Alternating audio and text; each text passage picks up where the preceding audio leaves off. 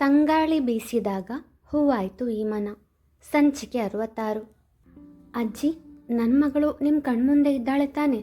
ಸದ್ಯಕ್ಕೆ ನನಗೆ ಇನ್ನೊಂದು ಮಗು ಬೇಡ ಎಂದವ ಸುಮಂಗಲರವರು ಏನಾದರೂ ಹೇಳುವ ಮೊದಲೇ ಅಲ್ಲಿಂದ ಎದ್ದು ಹೋದ. ಖ್ಯಾತಿ, ಅವನು ಹಾಗೆ ಹೇಳ್ತಾನೆ ಅಂತ ನೀನು ಅವನ ತಾಳಕ್ಕೆ ತಕ್ಕಂತೆ ಕುಣಿಬೇಡ. ಆದಷ್ಟು ಬೇಗ ಒಂದು ಮಗು ನಿನ್ನ ಮಡಿಲು ಸೇರಲಿ ಕಣಮ್ಮ ಎಂದಾಗ ಖ್ಯಾತಿ ಏನು ಹೇಳಬೇಕು ಎಂದು ತಿಳಿಯದೆ ಗಲಿಬಿಲಿಗೊಂಡಳು. ಅವಳು ಮೌನವಾಗಿರುವುದನ್ನು ಕಂಡು ಅವಳಿಗೆ ನಾಚಿಕೆ ಎಂದು ತಿಳಿದವರು, ಖ್ಯಾತಿ, ನಾನು ಹೇಳಿದ್ದು ಅರ್ಥ ಆಯ್ತಾ ಎಂದರು. ಸುಮ್ಮನೆ ತಲೆಯಾಡಿಸಿದವಳು, ಅಜ್ಜಿ, ನಾನು ಡ್ರೆಸ್ ಚೇಂಜ್ ಮಾಡಬೇಕು, ನಮ್ಮ ರೂಮ್ ಯಾವುದು ಎಂದಾಗ ಅದ್ರತ್ ಹೋದತ್ತ ತೋರಿಸಿದವರು, ಅವನು ಹೋದ್ನಲ್ಲ ಅದೇ ಕೋಣೆ ಎಂದರು. ಪುಟಾಣಿ, ಬಾ, ನೀನು ಬಟ್ಟೆ ಬದಲಾಯಿಸುವೆಂತೆ ಎಂದು ಆಜ್ಞಾಳನ್ನು ಕರೆದಾಗ, ಮಮ್ಮಿ, ನಾನು ಇದೇ ಡ್ರೆಸ್ಸಲ್ಲಿರ್ತೀನಿ ಪ್ಲೀಸ್ ಮುದ್ದಾಗಿ ನುಡಿದಾಗ ಸರಿ ಎಂಬಂತೆ ತಲೆಯಾಡಿಸಿದವಳು ಅಲ್ಲಿಂದ ಹೋದಳು. ಅಕ್ಕನನ್ನು ನೋಡಿ ಎಷ್ಟು ದಿನ ಆಯಿತು, ನಾನು ಈಗಲೇ ಪಾಪು ಅಕ್ಕನನ್ನು ನೋಡಬೇಕು ಮಮ್ಮಿ, ಅದ್ವಿಕ್ ಆಶಾರವರ ಬಳಿ ಹೇಳಿದ. ಅಕ್ಕನ ಮುದ್ದು ತಮ್ಮನವನು. ಇಷ್ಟು ದಿನ ಅವಳನ್ನು ಬಿಟ್ಟು ದೂರ ಇದ್ದವನೇ ಅಲ್ಲ. ಮದುವೆಯಾದ ನಂತರವೂ ತನ್ನನ್ನು ನೋಡಲು ಬರುವೆ ಎಂದು ಹೇಳಿದ್ದಳಲ್ಲ. ಆದರೆ ಇಷ್ಟು ದಿನ ತನ್ನನ್ನು ನೋಡಲು ಯಾಕೆ ಬಂದಿಲ್ಲ ಎಂಬ ಚಿಂತೆ ಶುರುವಾಯಿತವನಿಗೆ. ಆಜ್ಞಾ ಜೊತೆಯಲ್ಲೇ ಇರುವ ಕಾರಣ ತನ್ನನ್ನು ಮರೆತು ಬಿಟ್ಟಳೆ ಅಕ್ಕ ಎಂಬ ಭಯವೂ ಕಾಡಿತು. ಅಕ್ಕ ಈಗ ಇಲ್ಲಿಲ್ಲ ಕಣೋ, ಭಾವನ ಜೊತೆ ಊರಿಗೆ ಹೋಗಿದ್ದಾಳೆ. ಸ್ವಲ್ಪ ದಿನ ಕಳೆದ ನಂತರ ಬರ್ತಾಳೆ. ಹಠ ಮಾಡಬೇಡ ಚೋಟು. ಆಶಾರವರು ಮಗನನ್ನು ಸಂತೈಸಲು ಯತ್ನಿಸುತ್ತಿದ್ದರು. ಯಾವಾಗ ಬರ್ತಾಳೆ ಅಕ್ಕ? ಇನ್ನು ತಾನು ಎಷ್ಟು ದಿನ ಕಾಯಬೇಕು ಎಂದು ತಿಳಿಯಲು ಕೇಳಿದ. 10 ದಿನ ಅಷ್ಟೇ ಕಣೋ ಚೋಟು, ನಿಮ್ಮಕ್ಕ ಬಂದ್ಬಿಡ್ತಾಳೆ. ಬೀಸುವ ದೊಣ್ಣೆಯಿಂದ ತಪ್ಪಿಸಿಕೊಂಡರೆ ಸಾಕು ಎಂಬಂತೆ ಮಗನನ್ನು ಆ ಕ್ಷಣಕ್ಕೆ ಸಮಾಧಾನ ಮಾಡಲು ನುಡಿದರು. ಆದರೆ ಅದಾದ ಮೇಲೆ ಏನು ಎಂಬುದನ್ನು ಅವರು ಯೋಚಿಸಿರಲಿಲ್ಲ. ನಮ್ಮ ಚೋಟುವನ್ನು ಕೂಡ ಅವಳಂತೆ ಹಠಮಾರಿ ಮಾಡಿದಾಳೆ ಖ್ಯಾತಿ. ಮಗನ ಹಠ ಸಹಿಸಲಾಗದೆ ನುಡಿದರು ಗೋಪಿನಾಥ್ರವರು. ಎಲ್ಲದಕ್ಕೂ ಸುಮ್ಮನೆ ನನ್ನ ಬಂಗಾರಿಗೆ ಬೈಬೇಡಿ ನೀವು. ಆಶಾರವರಿಗೆ ಖ್ಯಾತಿಯ ಬಗ್ಗೆ ಪತಿ ಹೇಳಿದ ಮಾತುಗಳು ಸಹ್ಯವಾಗಲಿಲ್ಲ. ಗೋಪಿನಾಥ್ರವರು ಏನೊಂದು ಮಾತನಾಡದೆ ಹೊರಗಡೆ ಹೂದೋಟದತ್ತ ಹೋಗಿ ಕುಳಿತರು. ಮಗಳನ್ನು ಕಾಣದ ದುಃಖ ಅವರ ಮನಸ್ಸಲ್ಲಿಯೂ ಇತ್ತಲ್ಲ, ಆದರೆ ಯಾರ ಬಳಿಯೂ ಹೇಳಲಾರರು. ಲಕ್ಷ್ಮೀಕಾಂತ ದಂಪತಿಗಳು ಸಹ ಖ್ಯಾತಿಯನ್ನು ಕಾಣದೆ ಬೇಸರಗೊಂಡಿದ್ದರು. ಖ್ಯಾತಿ ಇಲ್ಲದ ಆ ಮನೆ ಈಗ ನಿಶಬ್ದವಾಗಿತ್ತು. ಯಾರೂ ಅಲ್ಲಿ ಸಂತೋಷವಾಗಿರಲಿಲ್ಲ, ನೆಮ್ಮದಿಯಾಗಿಯೂ ಇರಲಿಲ್ಲ. ಬಟ್ಟೆ ಬದಲಾಯಿಸಲು ಕೋಣೆಗೆ ಬಂದವಳು ಅದ್ರತ್ನ ನೋಡಿ, ಆ ಫೋಟೋದಲ್ಲಿರುವವರು ನಿಮ್ಮಪ್ಪ ಅಮ್ಮ ಆದರೆ ಮುಕುಂದ ಮಾವ ಮತ್ತು ಪಾರಿಜಾತ ಅತ್ತೆ ಯಾರು ಎಂದು ಪ್ರಶ್ನಿಸಿದಳು ಖ್ಯಾತಿ. ನಿಟ್ಟುಸಿರು ಬಿಟ್ಟು ಅವಳತ್ತ ನೋಡಿದವ, ಹೆತ್ತವರು ಮಾತ್ರ ಅಪ್ಪ ಅಮ್ಮ ಆಗಬೇಕು ಅಂತೇನೂ ಇಲ್ವಲ್ಲ. ಯಾರ ಮನಸ್ಸಲ್ಲಿ ಪ್ರೀತಿ ಮಮತೆ ಇರುತ್ತೋ ಅವರು ಸಹ ಅಪ್ಪ ಅಮ್ಮ ಆಗಬಹುದು. ನೀನು ನನ್ನ ಪಾಪುಗೆ ಅಮ್ಮ ಆಗಲಿಲ್ವಾ ಹಾಗೆ ಎಂದವ ಅಲ್ಲಿಂದ ಹೊರ ನಡೆದಿದ್ದ. ಯಾವುದನ್ನು ಸರಿಯಾಗಿ ಹೇಳುವುದಿಲ್ಲ ಇವನು. ಪುಟಾಣಿಯನ್ನು ನಾನು ನನ್ನ ಮಗಳು ಅಂತಲೇ ಅಂದ್ಕೊಂಡಿದ್ದೀನಿ. ಈಗಿವನು ಯಾಕೆ ಅವಳು ನನ್ನ ಹೆತ್ತ ಮಗಳಲ್ಲ ಎಂದು ನೆನಪಿಸುವುದು ಎಂದುಕೊಂಡವಳೆ ಬಟ್ಟೆ ಬದಲಾಯಿಸಿ ಹೊರಬಂದಳು. ಅವನ ಮೇಲೆ ಒಲವಿದ್ದರೂ ಅದನ್ನು ಎಂದಿಗೂ ತೋರಗೊಡಲಾರಳು. ಅವನಿಗೆ ತನ್ನ ಪ್ರೀತಿಯ ಸುಳಿವು ಸಿಗಬಾರದು ಎಂಬುದು ಅವಳ ಇರಾದೆ. ಅದಕ್ಕಾಗಿಯೇ ಅವನ ಜೊತೆ ಒರಟಾಗಿ ಮಾತನಾಡುವುದು, ಕೋಪದಿಂದ ನಡೆದುಕೊಳ್ಳುವುದು ಎಲ್ಲ. ತಾನವನ ಮೊದಲ ಆಯ್ಕೆ ಅಲ್ಲವಲ್ಲ. ಆದುದರಿಂದಲೇ ಅವನ ಪ್ರೀತಿಗಾಗಿ ಅವಳು ಹಂಬಲಿಸುವುದಿಲ್ಲ. ಒಂದಲ್ಲ ಒಂದಿನ ನೀನು ನನ್ನ ಅಪ್ಪ ಅಮ್ಮನ ಬಗ್ಗೆ ಪ್ರಶ್ನಿಸುವೆ ಎಂದು ತಿಳಿದಿತ್ತು. ನನ್ನನ್ನು ಕ್ಷಮಿಸು ಖ್ಯಾತಿ. ನಿನಗೆ ಅವರ ಬಗ್ಗೆ ಹೇಳಿದರೆ ಎಲ್ಲ ಹೇಳಬೇಕಾಗುತ್ತೆ. ಎಲ್ಲ ವಿಷಯವನ್ನು ನಿನಗೆ ನಾನು ಹೇಳಲಾರೆ. ನಾನು ಸ್ವಾರ್ಥಿ ಎಂದು ನೀನು ಅಂದುಕೊಂಡ್ರೂ ಪರವಾಗಿಲ್ಲ. ನಿಜ ತಿಳಿದ ನಂತರ ನೀನು ನನ್ನ ಪಾಪವನ್ನು ದೂರ ಮಾಡಿದರೆ, ಈಗ ಪ್ರೀತಿಸುವಂತೆ ಮುಂದೆ ಅವಳನ್ನು ಪ್ರೀತಿಸದೇ ಇದ್ದರೆ, ನನ್ನ ಮಗಳು ತಾಯಿಯ ಪ್ರೀತಿ ಮಮತೆಯಿಂದ ವಂಚಿತಳಾದವಳು. ನಿನ್ನನ್ನು ತುಂಬ ಪ್ರೀತಿಸ್ತಾಳೆ ಅವಳು. ನೀನವಳಿಂದ ದೂರವಾದರೆ ಅದನ್ನು ಸಹಿಸುವ ಶಕ್ತಿ ಆ ಪುಟ್ಟ ಹೃದಯಕ್ಕಿಲ್ಲ. ಆದುದರಿಂದಲೇ ನಾನು ನಿನಗೆ ಎಂದಿಗೂ ನನ್ನ ಗತಜೀವನದ ಬಗ್ಗೆ ಹೇಳಲಾರೆ ಎಂದುಕೊಂಡವ ತಾನು ಮನೆಯಲ್ಲಿ ಹೆಚ್ಚು ಹೊತ್ತು ಉಳಿದರೆ ಅವಳು ಮತ್ತೆ ತನ್ನನ್ನು ಪ್ರಶ್ನಿಸುವಳು ಎಂದು ಬೈಕನ್ನೇರಿ ಹೊರಟೇ ಬಿಟ್ಟ. ಇಲ್ಲಿ ಏನು ನಡೀತಿದೆ ಅಂತ ತಿಳಿಯಲೇಬೇಕು ಎಂದುಕೊಂಡವಳು ಸುಮಂಗಲಾರವರ ಬಳಿಗೆ ಬಂದು, ಅಜ್ಜಿ, ನಾನು ನಿಮ್ಮ ಜೊತೆ ಮಾತಾಡಬೇಕು ಎಂದಳು. ನಿನ್ನ ಮುಖ ನೋಡಿದರೆ ನನ್ನ ಬಳಿ ಏನೋ ಕೇಳೋದಿದೆ ಅಂತ ಅನಿಸುತ್ತೆ ಎಂದರು. ಅದು ಅಜ್ಜಿ, ನನಗೆ ನಿಮ್ಮ ಮಗಳ ಹಾಗೂ ಅಳಿಯನ ಬಗ್ಗೆ, ಹಾಗೆ ಮುಕುಂದ ಮಾವ ಮತ್ತು ಪಾರಿಜಾತ ಅತ್ತೆ ಬಗ್ಗೆ ಹೇಳ್ತೀರಾ ಎಂದು ಕೇಳಿದಳು. ಅವಳನ್ನೊಮ್ಮೆ ದಿಟ್ಟಿಸಿದವರು ಯಾಕೆ ಹೀಗೆ ಕೇಳ್ತಿದ್ದಾಳೆ ಎಂದುಕೊಂಡವರೇ ಅವರ ಬಗ್ಗೆ ಏನು ಗೊತ್ತಾಗಬೇಕು ಎಂದು ಪ್ರಶ್ನಿಸಿದರು. ಅದು ಮುಕುಂದ ಮಾವ, ಪಾರಿಜಾತ ಅತ್ತೆ ನಿಮಗೇನಾಗಬೇಕು? ಅದ್ರಿತ್ ಅವರಿಬ್ಬರನ್ನು ಅಪ್ಪ ಅಮ್ಮ ಎಂದು ಕರೆಯುತ್ತಾರೆ. ಅವರ ಅಪ್ಪ ಅಮ್ಮ ಎಂದವಳೆ ಅವನ ತಂದೆ ತಾಯಿಯ ಫೋಟೋ ತೋರಿಸಿ, ಅವರಲ್ವಾ? ಹಾಗಾದರೆ ಮುಕುಂದ ಮಾವ, ಪಾರಿಜಾತ ಅತ್ತೆ ಯಾರು ಎಂದು ಪ್ರಶ್ನಿಸಿದಳು. ಅವಳ ಮಾತನ್ನು ಕೇಳಿದ ನಂತರ ಖ್ಯಾತಿಗೆ ಅದ್ರತ್ ಬಗ್ಗೆಯಾಗಲಿ ಅವನ ಪರಿವಾರದ ಬಗ್ಗೆಯಾಗಲಿ ಏನೂ ತಿಳಿದಿಲ್ಲ ಎಂಬುದು ಸುಮಂಗಲಾರವರಿಗೆ ಅರಿವಾಯಿತು.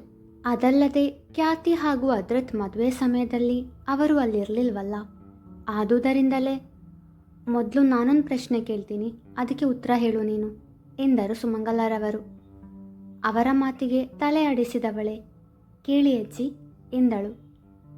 ನಿಮಗೆ ದೇವು ಎಷ್ಟು ವರ್ಷದಿಂದ ಪರಿಚಯ? ನಿಮ್ಮ ಮದುವೆ ಹೇಗಾಯಿತು? ನಾನು ನಿಮ್ಮ ಮದುವೆಗೆ ಬಂದಿರಲಿಲ್ಲ, ಅದಕ್ಕೆ ಕೇಳ್ತಿದ್ದೀನಿ. ತಮ್ಮ ಪ್ರಶ್ನೆಗೆ ಸಮಜಾಯಿಷಿ ನೀಡಿದರು. ಅವರು ನನ್ನ ಪಪ್ಪನ ಆಫೀಸಲ್ಲಿ ವರ್ಕ್ ಮಾಡ್ತಿದ್ರು. ಕೆಲವು ತಿಂಗಳುಗಳ ಪರಿಚಯ. ಮನೆಯಲ್ಲಿ ನನ್ನ ಅವರ ಮದುವೆ ಮಾತುಕತೆ ನಡೆಯಿತು. ಎಲ್ಲರೂ ಒಪ್ಪಿದ್ರು, ನಾನು ಒಪ್ಪಿದೆ, ಅಷ್ಟೇ ಚುಟುಕಾಗಿ ಹೇಳಿದಳು. ಅವನು ಅವಳ ಮೊದಲ ಒಲವು. ಆದರೆ ಅವನ ಜೊತೆ ಮಾತನಾಡಿದ್ದು ಅವಳ ಮದುವೆ ನಿಶ್ಚಯವಾದ ನಂತರ. ಇಬ್ಬರು ಮನಸ್ಸು ಬಿಚ್ಚಿ ಮಾತನಾಡದೇ ಇದ್ದರೆ ಹೇಗೆ ತಾನೇ ಪರಸ್ಪರ ಅರಿತುಕೊಳ್ಳಲು ಸಾಧ್ಯ? ಅಂದರೆ ದೇವು ಬಗ್ಗೆ ಇವಳಿಗೇನೂ ಗೊತ್ತಿಲ್ಲ ಎಂದುಕೊಂಡವರು ಅದನ್ನು ಖಚಿತಪಡಿಸಿಕೊಳ್ಳಲು, ದೇವುಗೆ ಮಗಳಿದ್ದಾಳೆ ಅಂತ ಗೊತ್ತಿದ್ರು ಹೇಗಮ್ಮ ಈ ಮದುವೆಗೆ ಒಪ್ಕೊಂಡೆ? ಮೃದುವಾಗಿ ಕೇಳಿದರು. ಪುಟಾಣಿಗಾಗಿ ಅಜ್ಜಿ. ಅವಳನ್ನು ನೋಡಿದಾಗ ನನ್ನನ್ನು ನಾನೇ ನೋಡಿದ ಹಾಗನಿಸಿತು. ನನ್ನ ಮಮ್ಮಿಯನ್ನು ಕೂಡ ಚಿಕ್ಕ ವಯಸ್ಸಲ್ಲೇ ಕಳ್ಕೊಂಡೆ ನಾನು. ಅವರ ಮುಖ ನೋಡಿದ ನೆನಪು ಕೂಡ ಇಲ್ಲ ನನಗೆ. ಆಮೇಲೆ ಪಪ್ಪ 2ನೇ ಮದುವೆ ಆದರು. ಆಶಾ ಮಮ್ಮಿ ತುಂಬ ಒಳ್ಳೆಯವರು. ಅವರು ಹೆತ್ತ ಮಕ್ಕಳಿಗಿಂತ ನನ್ನನ್ನು ತುಂಬ ಪ್ರೀತಿಸ್ತಾರೆ. ನನಗೆ ಅವರು ನನ್ನ ಸ್ವಂತ ಮಮ್ಮಿ ಅಲ್ಲ ಅಂತ ಗೊತ್ತಾಗಿದ್ದೆ ಕೆಲವು ವರ್ಷಗಳ ಹಿಂದೆ. ನನಗೆ ಈ ಸತ್ಯ ಗೊತ್ತಿದೆ ಅಂತ ಮನೆಯಲ್ಲಿ ಯಾರಿಗೂ ಗೊತ್ತಿಲ್ಲ ಅಜ್ಜಿ. ನಾನು ಹೇಳೋದೂ ಇಲ್ಲ. ಮಮ್ಮಿಗೆ ಬೇಜಾರಾಗುತ್ತೆ ನನಗೆ ಈ ಸತ್ಯ ಗೊತ್ತಿದೆ ಅಂತ ಅವರಿಗೆ ಗೊತ್ತಾದರೆ. ಪುಟಾಣಿಗೆ ತಾಯಿಯ ಪ್ರೀತಿ ಸಿಗಬೇಕು ಅಂತಾನೆ ನಾನು ನಿಮ್ಮ ಮೊಮ್ಮಗನ 2ನೇ ಹೆಂಡತಿಯಾಗಿ ಅವರ ಕೈ ಹಿಡಿದೆ ಎಂದಳು. ಅವಳ ನಿಸ್ವಾರ್ಥ ಗುಣಕ್ಕೆ ಕೆಲ ಕ್ಷಣ ಮೂಕರಾಗಿ ಬಿಟ್ಟರು ಸುಮಂಗಲಾರವರು. ದೇವು ಬಗ್ಗೆ, ನಮ್ಮ ಪುಟ್ಟಿ ಬಗ್ಗೆ ಇವಳಿಗೇನೇನೂ ಗೊತ್ತಿಲ್ಲ. ಆದರೆ ನಾನೀಗ ಆ ವಿಷಯ ಹೇಳೋದು ಎಷ್ಟು ಸರಿ ಎಂದುಕೊಂಡವರೇ, ನೋಡಮ್ಮ ಖ್ಯಾತಿ, ನಿನ್ನ ಪ್ರಶ್ನೆಗಳಿಗೆ ಉತ್ತರಿಸುವ ಹಕ್ಕು ನನಗಿಲ್ಲ. ನಿನ್ನ ಗಂಡನ ಹತ್ರವೇ ಕೇಳು, ಯಾಕೆಂದರೆ ಇದು ಅವನಿಗೆ ಸಂಬಂಧಿಸಿದ ವಿಷಯ ಎಂದವರು ಅಲ್ಲಿಂದ ನಡೆದಿದ್ದರು. ಈ ಅಜ್ಜಿಯೊಬ್ಬರು ಈಗ ಎಲ್ಲ ಹೇಳ್ತಾರೆ ಅಂತ ಅಂದ್ಕೊಳ್ಳುವಾಗಲೇ ಸಸ್ಪೆನ್ಸ್ ಥ್ರಿಲ್ಲರ್ ಮೂವಿ ಥರ ಏನೂ ಹೇಳದೆ ಹೋದರು. ಈಗೇನು ಮಾಡಲಿ? ಚಕ್ಕುಲಿ ಅಂಗಡಿಯವನು ಬಾಯಿ ಬಿಡಲ್ಲ. ಏನೇನೋ ಪ್ಲ್ಯಾನ್ ಮಾಡಿ ಈ ಮನೆಗೆ ಬಂದೆ, ಆದರೆ ಏನೂ ಪ್ರಯೋಜನವಾಗಲಿಲ್ಲ. ಆ ಮನೆಯಲ್ಲೇ ಇದ್ದಿದ್ರೆ ಪುಟ್ಟಮ್ಮನ ಬಳಿ ಕೇಳಿ ತಿಳ್ಕೊಳ್ಬೋದಿತ್ತು ಎಂದುಕೊಂಡು ನಿಟ್ಟುಸಿರು ಬಿಟ್ಟಳು. ಸುಮಂಗಲಾರವರ ಮನೆಯ ಕೆಲಸದ ಆಳುಗಳ ಪರಿಚಯ ಅವಳಿಗಿರಲಿಲ್ವಲ್ಲ. ಹಾಗಾಗಿ ಅವರಿಂದ ವಿಷಯ ತಿಳಿದುಕೊಳ್ಳುವುದು ತುಸು ಕಷ್ಟವೇ ಎಂದನಿಸಿತು ಅವಳಿಗೆ. ಹೀಗೆ 2 ದಿನಗಳು ಕಳೆದವು. ಅದ್ರತ್ ಹಾಗೂ ಖ್ಯಾತಿಯ ಜೀವನದಲ್ಲಿ ಹೆಚ್ಚೇನೂ ಬದಲಾವಣೆಗಳಾಗಲಿಲ್ಲ. ನನಗಿಲ್ಲಿ ಸುಮ್ಮನೆ ಕೂತು ಬೋರಾಗ್ತಿದೆ, ಅಟ್ಲೀಸ್ಟ್ ತೋಟ ಗದ್ದೆನಾದರೂ ತೋರಿಸು. ಬೆಳಗ್ಗೆ ಎಲ್ಲೋ ಹೋಗಲು ಹೊರಟವನ ದುಂಬಾಲು ಬಿದ್ದಿದ್ದಳು ಖ್ಯಾತಿ. ಹ್ಞೂ ಪಪ್ಪ, ನನಗೂ ಬೋರಾಗ್ತಿದೆ, ಬೇಗ ಹೋಗೋಣ ಬನ್ನಿ ಎಂದು ದನಿ ಸೇರಿಸಿದಳು ಆಜ್ಞಾ. ಇನ್ನವನು ಇಲ್ಲ ಎನ್ನಲಾದೀತೆ. ಮಡದಿ ಹಾಗೂ ಮಗಳ ಜೊತೆಗೆ ತೋಟದ ಕಡೆಗೆ ಹೊರಟೇ ಬಿಟ್ಟ. ಮುಂದೆ ಸಾಗುತ್ತಾ ಇರುವಾಗ ಖ್ಯಾತಿ ಕಾಲೆಡವಿ ಬಿದ್ದಳು. ಅವಳ ಮೊಣಕೈ ತರಚಿ ಗಾಯವಾಗಿತ್ತು. ಅದ್ರತ್ ಅವಳಿಗಿಂತ 10 ಹೆಜ್ಜೆ ಮುಂದಿದ್ದ. ಆಜ್ಞಾ ಖ್ಯಾತಿ ಬಿದ್ದದನ್ನು ನೋಡಿ ಪಪ್ಪ ಎಂದು ಕಿರುಚಿದಳು. ಮಗಳ ದನಿಗೆ ಗಾಬರಿಯಿಂದ ಓಡೋಡಿ ಬಂದವ ಖ್ಯಾತಿಯನ್ನು ಕಂಡು ತಡ ಮಾಡದೆ ಅವಳ ಕೈ ಹಿಡಿದು ಮೇಲೆತ್ತಿದ. ಮೊಣಕೈ ಉರಿಯುತ್ತಿತ್ತವಳಿಗೆ. ನೋವಿಗೆ ಕಣ್ಗಳಿಂದ ನೀರು ಹರಿಯುತ್ತಿತ್ತು. ಪಪ್ಪ, ಏನಾದರೂ ಮಾಡಿ, ಮಮ್ಮಿ ಅಳ್ತಿದ್ದಾರೆ. ಏನು ಮಾಡಬೇಕೆಂದು ತೋಚದೆ ಹೇಳಿದಳು ಆಜ್ಞಾ. ಖ್ಯಾತಿಯನ್ನು ತನ್ನ ಎದೆಗೊರಗಿಸಿದವ, ಏನಾಗಲ್ಲಮ್ಮ, ಅಳ್ಬೇಡ ಎಂದು ಸಂತೈಸಿದ.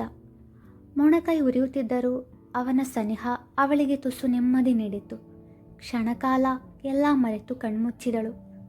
ಅವಳ ಮೊಣಕೈಗಾದ ಗಾಯ ನೋಡಿ ಮೆಲ್ಲಗೆ ಗಾಳಿ ಊದಿದ. ಅವನ ಮೊಗದಲ್ಲಿದ್ದ ನೋವು, ಆತಂಕ, ತನ್ನೆಡೆಗಿನ ಅವನ ಕಾಳಜಿ ನೋಡಿ, ನಿನ್ನ ಪ್ರೀತಿ, ಈ ಕಾಳಜಿ, ಇದನ್ನೇ ಬಯಸಿದ್ದು ನಾನು ಏಡಿ. ಆದರೆ ಆಗ ನೀನು ನನ್ನವನಾಗಲಿಲ್ಲ, ಬೇರೊಬ್ಬಳ ಇನಿಯನಾಗಿದ್ದೆ. ನನ್ನ ಮನಸ್ಸಿಗೆ ಎಷ್ಟು ನೋವಾಗಿತ್ತು ಗೊತ್ತಾ? ಈ ಹೃದಯ ಎಷ್ಟು ಒದ್ದಾಡಿದೆ ಗೊತ್ತಾ? ನೀನು ನಿನ್ನವಳ ಜೊತೆ ಖುಷಿಯಾಗಿದ್ದೆ. ನನ್ನನ್ನು ನೀನು ನೋಡಿದ್ದರೆ ತಾನೇ ನನ್ನ ನೋವು ನಿನಗೆ ತಿಳಿಯಲು ಸಾಧ್ಯ. ಈಗ ಎಲ್ಲ ಬರೀ ಕನಸಾಗೇ ಉಳಿದಿದೆ. ನಿನ್ನ ಹೆಸರು ಗೊತ್ತಿರಲಿಲ್ಲ, ಆದರೂ ನೀನು ಉಸಿರಾಗಿದ್ದೆ ನನಗೆ. ನನ್ನ ಪಾಲಿನ ಪ್ರೀತಿಯನ್ನು ಇನ್ಯಾರಿಗೋ ಕೊಟ್ಟಿಯಲ್ಲ. ಈಗ ನೀ ತೋರುವ ಪ್ರೀತಿ, ಕಾಳಜಿಗೆ ಕ್ಷಣ ಮನಸೋತರೂ ನಿನಗೆ ನಾನು ಎರಡನೇ ಆಯ್ಕೆ ಎಂಬ ವಿಷಯ ನೆನಪಾದೊಡನೆ ನನಗೆ ಸಹಿಸಲಾಗುವುದಿಲ್ಲ. ದೂರವಿರು ನೀನು ನನ್ನಿಂದ. ಈ ಉಸಿರ ಕೊನೆಯ ತನಕ ನಿನ್ನನ್ನು ಪ್ರೀತಿಸುವೆ. ಆದರೆ ನಿನ್ನ ಪ್ರೀತಿ ನನಗದು ಬೇಡ. ಮನದಲ್ಲೇ ಅಂದುಕೊಂಡವಳು ಅವನ ಕೈಯಿಂದ ತನ್ನ ಕೈ ಬಿಡಿಸಿಕೊಂಡವಳು. ಮನೆಗೆ ಹೋಗೋಣ ಎಂದಳು ಸಣ್ಣ ದನಿಯಲ್ಲಿ. ಕೈ ನೋವಿದೆಯಲ್ಲ, ಮನೆಯಲ್ಲಿ ಕೊಂಚ ವಿಶ್ರಾಂತಿ ಪಡೆದುಕೊಳ್ಳಲಿ ಎಂದುಕೊಂಡವ. ಸರಿ ಎಂದ. ಮತ್ತೆ ಮೂವರ ನಡುವೆ ಮಾತಿಲ್ಲ. ಮನೆಗೆ ತಲುಪಿದ ನಂತರ ಖ್ಯಾತಿ ತನ್ನ ಕೋಣೆ ಸೇರಿಕೊಂಡಳು. ಸುಮಂಗಲರವರಿಗೆ ವಿಷಯ ತಿಳಿದಾಗ ಅವಳ ಕೈಗೆ ಔಷಧಿ ಹಚ್ಚಿ ಸ್ವಲ್ಪ ಹೊತ್ತು ಮಲಗು ಎಂದರು.